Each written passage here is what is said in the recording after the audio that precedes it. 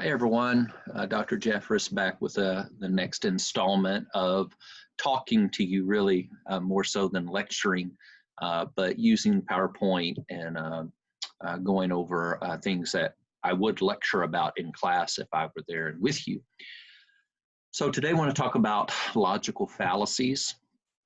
Such an important topic because, I mean, what is a logical fallacy? All right.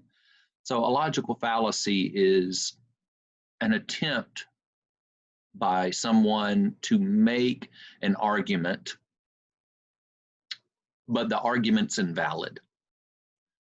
It's not based on sound logic. So it's an invalid argument. It's a fallacy of reasoning.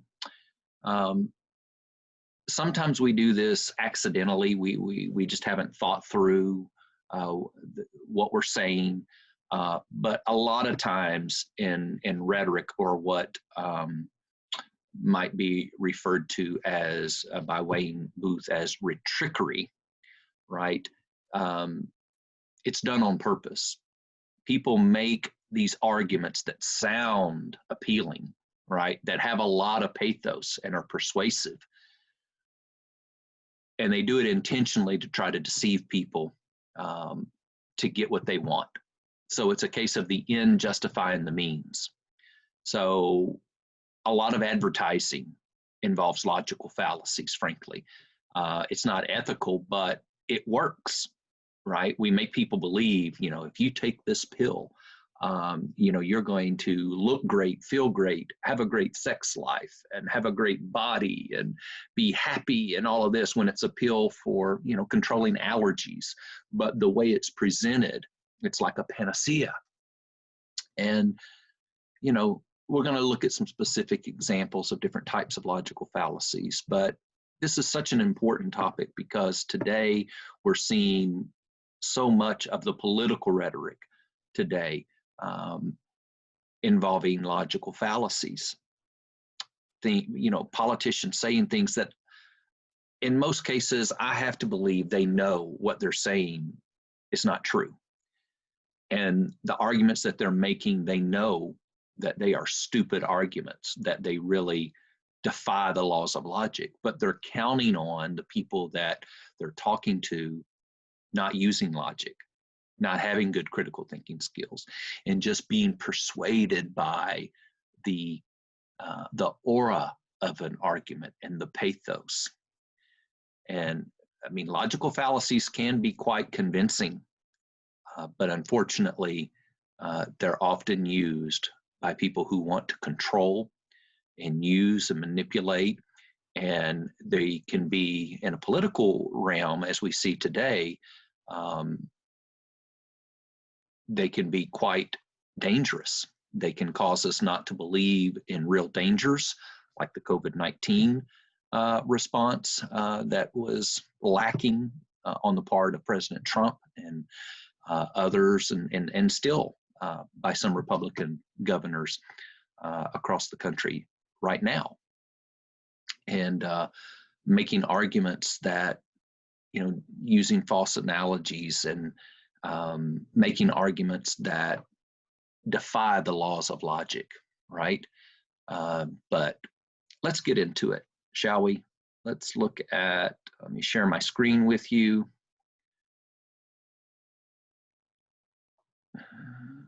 Share. Okay, here we go. So I'm going to talk about these types of fallacies, all right? Because the best way to understand them is just to give you examples.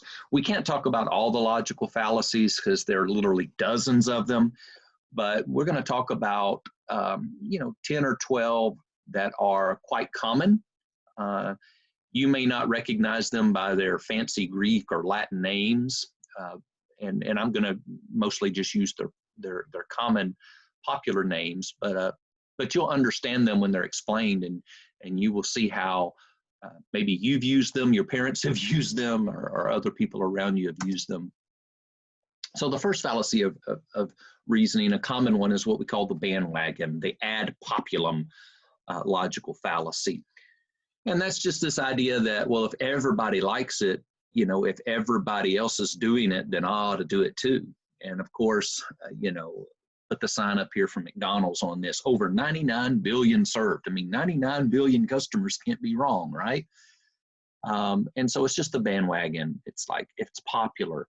And so here's the thing. If 1 million people believe a lie, it is still a lie, okay? So just because something's popular doesn't mean it's true, doesn't mean it's a positive thing or a good thing to be involved in, right? And so you can think about this. Think about not too long ago, maybe when you were still living at home, you had a parent or a guardian and you wanted to go do something, like you really wanted to go to this party, and your mom or your parent or guardian said, no, absolutely not, you can't go. And what was your reasoning with your mother or your parent or guardian as to why you should be able to go? But mom, everybody's going. Everybody's going to be there, all right? And what would your mom say? I am not everybody's mama, right? I'm your mama. If everybody went and jumped off a bridge, are you going to jump off a bridge? If everybody stuck their head in the toilet, will you stick your head in the toilet, right? And so we know, we see this played out. I mean, any day when you go to the store, if you go to Walmart, not right now because we are in quarantine for COVID-19, we need to stay away, stay home. But, you go to these places and you see these kids, begging their mom for things. And it's like, everybody has one. I need one too, right? So yeah, the bandwagon. Hasty generalizations, right? A hasty generalization is where it's like a stereotype, right? It's where, because this happened over here and it involved a certain, category of people, then I'm going to apply it over here. And so, of course, one of the hasty generalizations is, and I don't know when it started, but, at some point back in time, some husbands got together and talked about their wives and gave examples of them getting stuck or being, otherwise bad drivers. And it's led to this hasty generalization and this common, stereotype about women drivers, that women can't drive as good as men, which is absolutely, not true, right? Or, generalizations about people who have red hair. I don't have, I have blonde hair. It's starting to come back after I shaved it.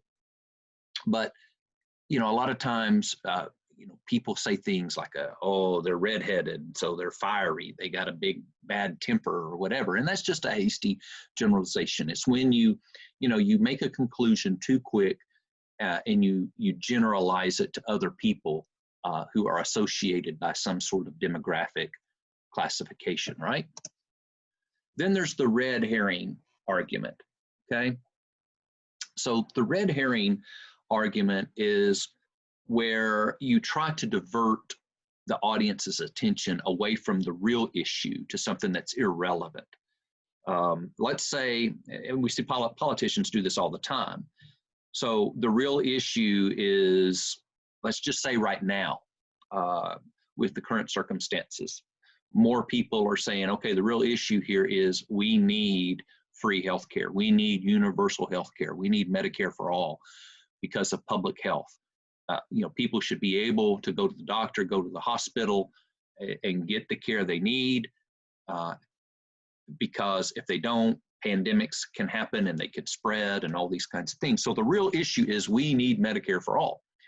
But let's say you're talking to a politician who doesn't want that because they get a lot of money from the healthcare industry, from the pharmaceutical companies, right? The drug companies. And these drug companies, right, pharmaceutical companies, they don't want Medicare for all because then the government would be in control of the price and they wouldn't be able to price gouge the U.S. consumer like they do, right? We all know the cost of certain surgeries and medicines is way higher in the U.S. than it is in the rest of the world, and it doesn't need to be that way. So you bring this up and you say, are you going to support the Medicare for all bill? And what this politician's going to do, this politician doesn't want to talk about this, right? So what he wants to do is quickly spin it you bring up healthcare. Well, the thing that's really going to improve healthcare in America is if people can keep the doctors that they want and the insurance that they want, and that's what we need. Well, you see, that's an irrelevant issue. It appeals to a certain mentality, but it's not exclusive. You can have Medicare for all, and people still go to the doctor that they want, right? So it's irrelevant. Another way to explain this. So I lived in Louisiana for a long time, and I taught at Nicholls State University, and we had a certain senator. It's public knowledge, it's well known, but his name was David Vitter, and he was a senator up until recently, and he was involved in a sex scandal, right? He was involved in a sex scandal where he was caught going to hotels with prostitutes, right? And he even had a fetish for, being dressed up as a baby with a diaper and everything. And, it was really embarrassing, right? Well, here's the issue. I don't care if somebody wants to have sex, if somebody, pays for it or whatever, if they're responsible, and, that's their business, okay? But here's a guy who is championing family values, right? He's conservative, Republican, putting himself out there as a Christian, as somebody who represents family values, and vote for me because I'm going to protect the sanctity of marriage and all these things, right? And then, behind closed doors, here's what you're doing, right? Well, it come out. It was exposed. So, Senator David Vitter doesn't want to have to talk about that, right? He wants to try to get people to forget it, right? So let's say he were to come to Nicholls State University while I was there, and I attended this town hall meeting that he had. And imagine that I stood up and I said, "Look, Dr. Vitter, Senator Vitter, how can you harmonize, right, your positions of pro-family and saying that you are the candidate for Christians to vote for because you represent family values when you've betrayed that trust, right, with this sex scandal, right?" Well, David Vitter doesn't want to talk about that. So what he's going to do is give me a red herring. He's probably going to attack me. He's probably going to pull like a President Trump. You are a terrible person for asking that question. Get him out of here. What? That's just an ambush. That's what's wrong with professors or the media or whatever, right? You shouldn't even ask a question like that. So he'd probably start with an ad hominem attack and just try to attack me for asking a legitimate question. But if he didn't do that, then he would do a red herring. And what he would say is, I think the people here are far more concerned about how I'm going to create more jobs in this economy than what happened between me and my family and this issue that's a private affair. All right. And then he's going to just, instead of talking about that issue and addressing the hard questions, he's going to then give you his plan for creating more jobs, which I didn't ask about. All right. And then I just mentioned about the ad hominem attack, which is an attack on a person, right? We see Trump do this a lot, particularly with the press, as he attacks them and calls them fake news and, gets mad at them when they don't answer, when they ask a certain question that he doesn't want to answer. He attacks them and he attacks what they represent and their organization, and then he retaliates and doesn't let them, fly on Air Force One to the next event, or he takes their credential away. It was a governor, I think it was the governor of Florida that recently did that with a journalist because the journalist asked, a tough question that he didn't want to answer. So just attack the person. Discredit the person, and then you don't have to deal with the arguments. Well, listen, I think a person ought to be credible, right, and act in an ethical way. But the fact of the matter is, it doesn't matter, who presents the information, right? right? It doesn't matter who asked the question. That question can stand on its own, right? Facts are facts. Truth is truth, no matter where it's coming from, right? But somebody who doesn't want to have to answer a tough question, who doesn't have a better solution, who doesn't have, you know, a comeback to an argument, right, will simply attack the person, right, and shift the focus on that person and the skeletons in that person's closet rather than dealing with the issue. And that's a logical fallacy. A false cause. So a false cause is when we attribute the cause of some phenomenon to something that has nothing to do with it. All right. So, for example, let's say you coach a soccer team, a little league soccer team, and your team is not doing well. You've lost five games in a row, right? And you're like, man, what's happening here? How are we going to get back on the right track? So you review the video, right, of the last 5 matches that you've had that you lost. And then all of a sudden the light bulb comes on because you notice the common link. In all 5 of those games that you lost, the team wore its blue socks instead of its white socks. And you're like, aha, it's the curse of the blue socks. And so you have at your next practice, you have a team meeting, you say, everybody, we're going to wear our white socks for the next game. Because when we wear our blue socks, we lose. And of course, that's not true, right? That's just a false cause. But, you know, sometimes these things can be persuasive, right?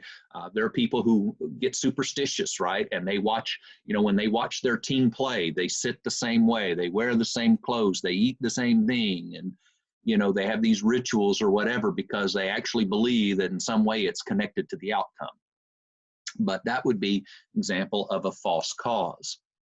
Another example, a while back, I saw this Facebook post about some school shooting that had happened, and of course that was tragic. But then it went on and said, but you know what? We need to just take extra caution because it's Bloody April.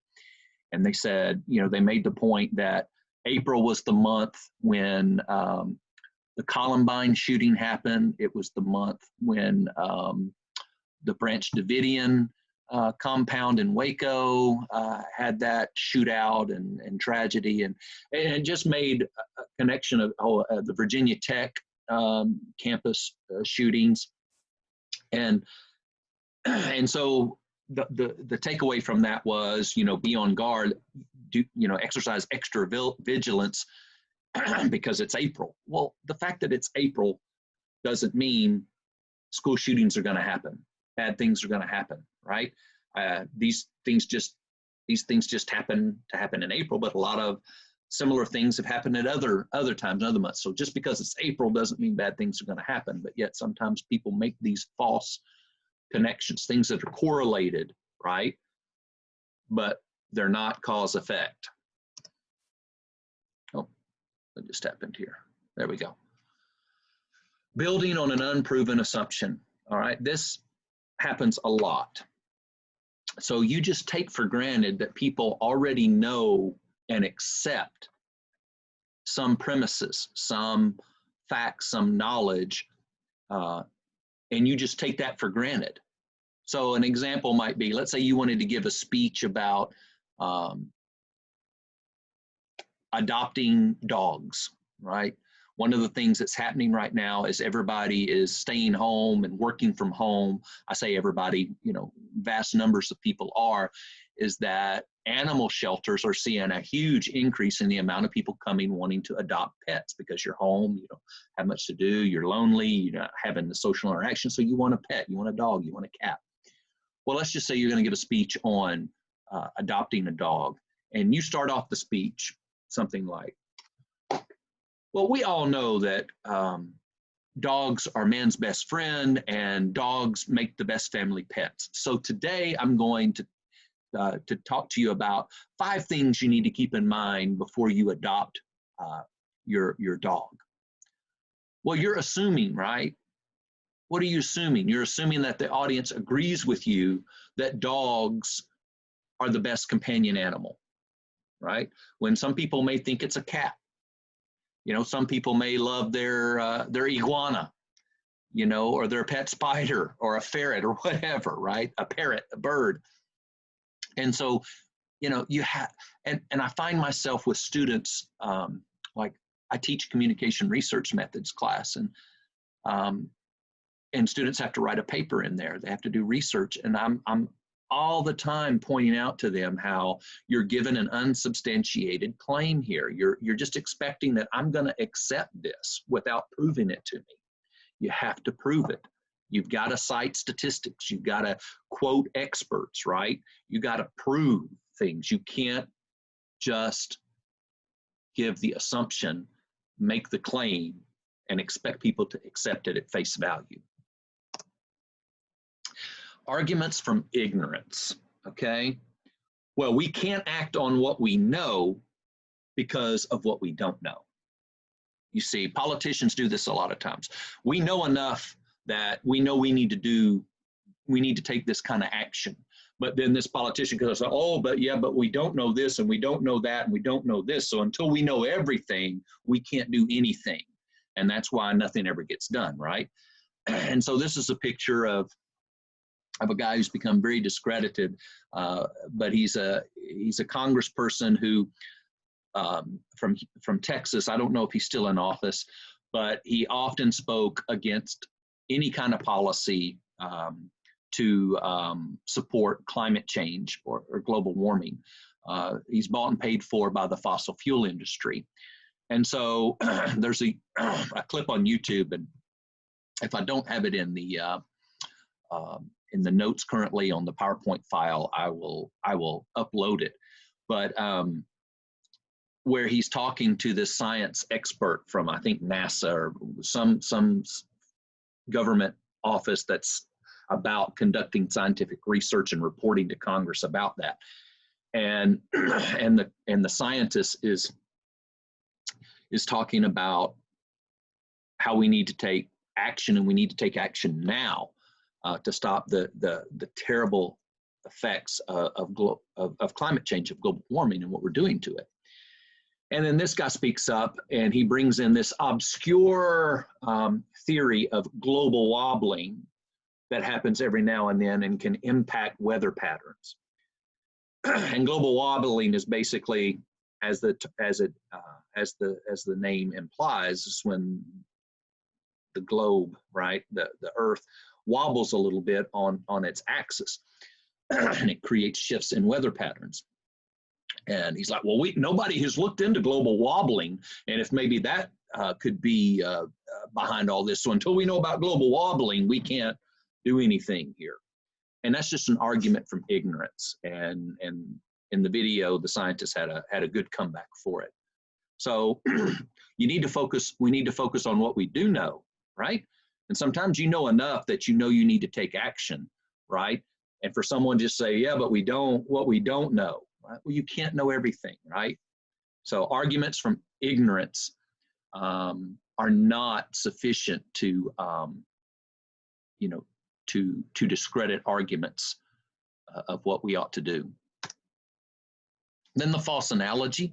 I may have shared this one with you in class already, but basically in a similar fashion about, we're comparing, in this case, ice melting in a glass to ice melting in the ocean, the polar ice caps melting and breaking away, these huge glaciers that are on land, and the polar ice caps that are breaking apart and sliding down and falling into the ocean.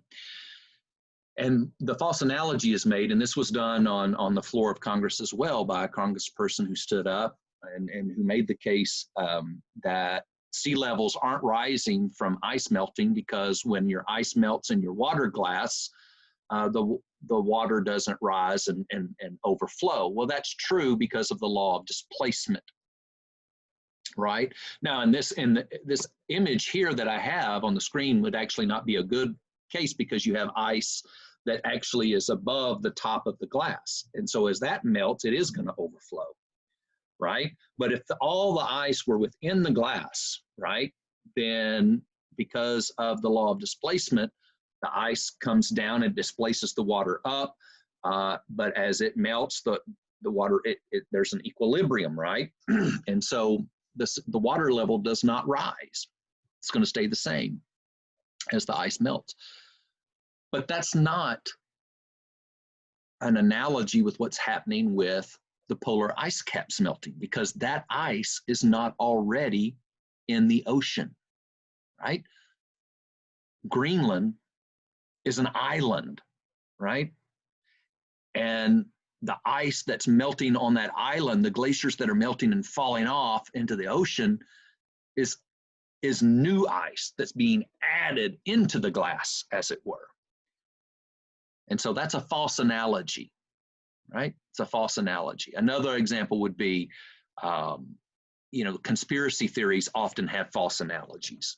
So a conspiracy theory that, the government has a cure for cancer, but won't let us have it because of the money, right, in treating cancer and all of this.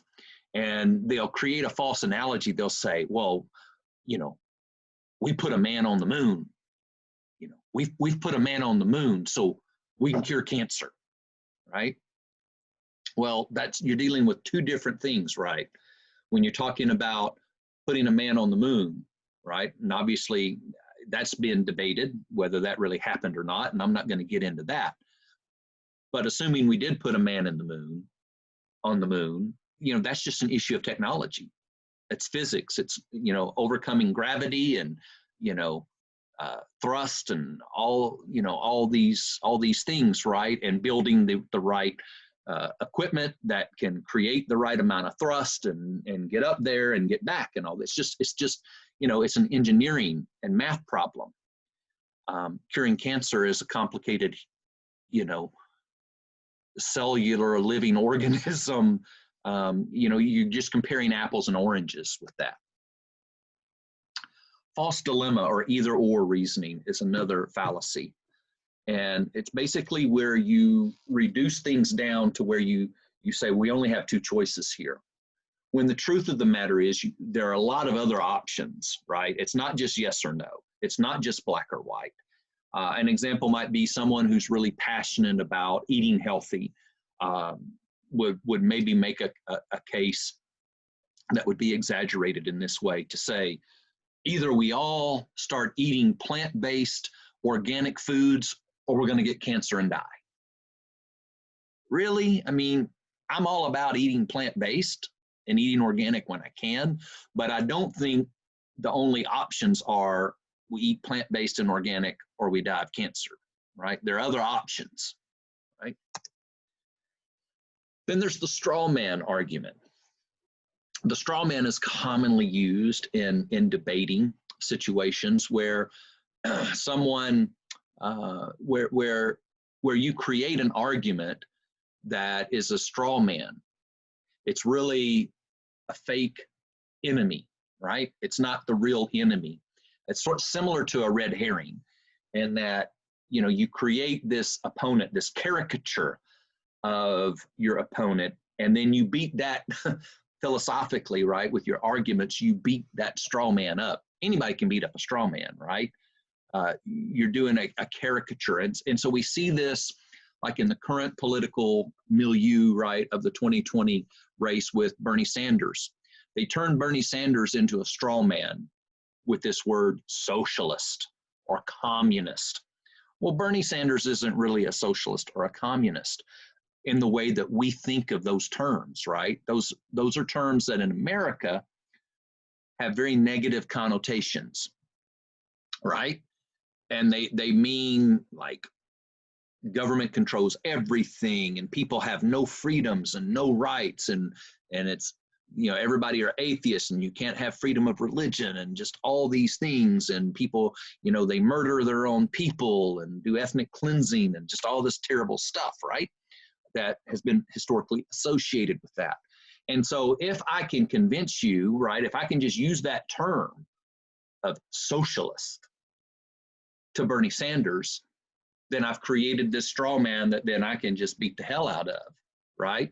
But I've not actually engaged Bernie Sanders in his views, in his arguments, and his policies, right?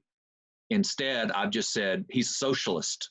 And we, do you really want to live under social communism? I mean, do you, look up what Stalin did? And, so that would be an example of turning someone into a straw man to defeat them. But you're doing so unethically because you're not really representing them in dealing with who they really are and what their views really are. Then there's a loaded question. That's a fallacy. Well, I believe I'm the best candidate because I'm the best choice among the people running. Well, that's begging the question, right? I mean, you've not given me a reason. Okay, I'm the best candidate because I'm the most qualified. Well, no, that begs the question. What makes you qualified? You see, that's not an argument. Okay, you're begging the question.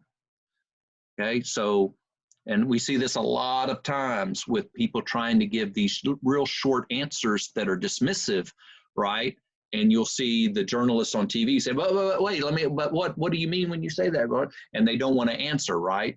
And they're loaded questions. Oh, no, you know what? I just messed up there. I was talking about begging the question, which is probably next. So forgive me for that. So what I was just talking about was begging the question. And that's when you answer a question, but in a way that leaves questions to be answered. Okay. That's this one right here. So let me go on to that and show you that one. So that's begging the question, right? So when you answer something or you present information in a way that leaves questions unanswered, right? Well, exactly, how is this the case? Why is this the case? You've got to answer the questions. Now, loaded question. Let me get back to this. What is a loaded question? Loaded question is a question that's asked in a way that if you answer it, implies guilt, right? So if I asked you the question like, when did you stop taking drugs? You see, that's a loaded question because if I answer that, I'm admitting that I was taking drugs, right? How fast were you driving when you were speeding? You see, that's a loaded question. If I answer that question, I'm implicating myself, right? All right, then we're going to end with the slippery slope. And this is perhaps the queen, this and ad populum, because everybody's doing it. Either that one or the slippery slope, probably the most used logical fallacy, definitely one of them. And the slippery slope, I'm using the picture that you see here of a wedding cake with two men on it, same-sex marriage, because that's an example of, because I once heard perhaps the most outlandish slippery slope argument I've ever heard at a public debate on the topic of gay marriage. This was before the Supreme Court weighed in and said it's constitutional. So at my former university, we had a debate in which we had a pro speaker and a con speaker, and they were arguing for and against legalizing same-sex marriage. Well, after the two students gave their speeches, it was opened up for comments, all right? And the audience was made up of a couple of hundred college students, mostly those who were taking public speaking classes. And I was moderating the debate. I was up on the stage and I was at the microphone at the time, calling on people who would get the microphone to make a comment or raise a question. And this student got the question, and what they would do is everybody had to state their name and then say if they were pro or con, and then they could make a comment, or they could ask a question of one or both of the speakers for them to address in their follow-up remarks. So this student comes up, and I don't remember his name, but he just, he said something like this, and this is kind of how it went. Yeah, I'm Billy Bob, and I'm Con. I'm against gay marriage, and it's just not the way God intended it to be. He'd have made Adam and Steve if he wanted gay marriage, and I mean, but think about it. I mean, the reason why God gave us marriage was, the main reason is procreation, so we can be plentiful and fill the earth, and make babies, and two people of the same sex can't do that. And therefore, you take away the main reason for marriage. And, the thing is, let's just say we legalize gay marriage, and what's going to happen to this country? What's going to happen to the population of this country? I mean, people are going to stop having babies. And then, another 20 years from now, what's going to happen is, somebody's going to look at us and see that we're weak because we don't have a lot of young people. And if we needed to draft an army, we wouldn't be able to. And so, China or somebody, I don't know why it's China, but it was China. China's going to take over this country. And I mean, I'm sitting there trying to just keep a straight face, because this person is actually making the argument that legalizing gay marriage will result in China hostily overtaking our country, invading and conquering our country. And of course, he was building on some unproven assumptions. There were a number of logical fallacies in what the student had to say. He built on an unproven assumption that everybody believes in God, or that everybody accepts a literal interpretation of the story of Adam and Eve, and he just accepted that. And he also, kind of had a false dilemma of, either you are in a heterosexual marriage and you have children, or you're in a same-sex marriage and you can't have children. Well, with in vitro fertilization and other methods, same-sex couples have children all the time, even their own biological children. So, there were just a lot of things wrong with that reasoning, right? And look, part of the reason why I bring up this example is, I'm not here trying to change, how you view about certain social issues, right?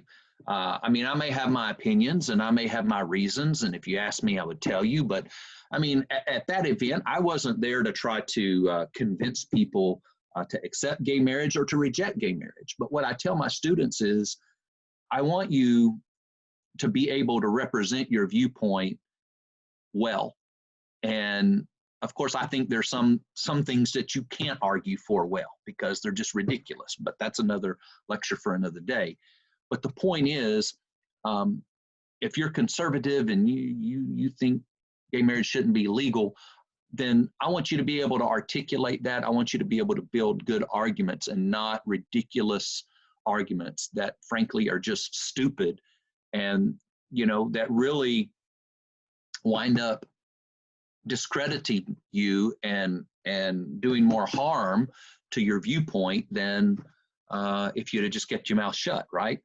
So the point here is not whether you have a liberal belief or conservative belief or just whatever label you want to call it, but it's about building good arguments, about representing, knowing why you believe what you believe and being able to articulate that. Then there's a just in case fallacy of reasoning. I said that slippery slope was the last, but I've got just a couple more. And that's where, an example would be when President Trump got elected, and one of the first things he did was wanted to implement a travel ban from Muslim nations. And the reason is, well, just in case, you never know, and appealing to this fear. And, what's wrong with that is that, you got over 1 billion Muslims in the world. And if they were all terrorists, I mean, imagine the way things would be. I mean, come on. Such a small percentage of Muslims are militant and are terrorists, right? When you consider the billion, just the same way as the billion or so Christians in the world, you know, a small percentage of them are fanatical and, you know, want to blow up abortion clinics and things like that. And so the just in case really, you know, does a lot more harm than it does good, right? And then the non sequitur. You know, that's where your argument is based on really the, you know, it's just dismissive. It's a very dismissive thing, right? So in this little meme here, people died of cancer before cigarettes were invented, so smoking doesn't cause cancer, right? Well, just because it existed before you had cigarettes doesn't mean that this one now doesn't do it too, right? In a similar way, you may say, well, you know, my grandma smoked cigarettes for 70 years and she lived to be 90 years old, so she never got cancer. Well, congratulations, right? Your grandmother was a very lucky woman, right? But you don't establish a norm from the exception of the norm. And you don't make this non sequitur argument from silence, right? Because in the past, there were people had cancer and they were dying of cancer before cigarette smoking, so cigarette smoking doesn't cause it. Logical fallacy. And then appeals to authority. We're still on the cigarette smoking link, but one of the ways that cigarette companies tried to encourage people to start smoking and take up smoking is they would use actual doctors in their advertising, right? In this case, this is an actual ad from, I don't know, probably the 1950s. More doctors smoke Camels than any other cigarette. So, well, my goodness, if it's good enough for a doctor, it's good enough for me, because that's an authority figure, right? And it's this appeal to authority where you just bring in, because someone does it and this someone is an authoritative figure, it's okay. And a lot of harm has been done in the world from people making appeals to authority. And then lying with statistics. I've already shown you this graph in another lecture, but this is an example of lying with statistics, being deceptive, truncating the y-axis to make numbers, to make statistics appear to be indicating something that they're not. So in this case, in case you missed the earlier lecture, what's happened is the y-axis has been truncated. And so if you look at the left bottom number, it's 94 million, not 0. See? So if the bottom number was 0, all of these red bars would be hugely longer. And the amount of increase from 2009 to 2011 would not look as drastic of a steep incline, right? It's really only about 10%. All right? So that's the end of the lecture here today on logical fallacies. There are many other logical fallacies, but these are some of the most common ones that we run into. So stay safe, and I'll be in touch.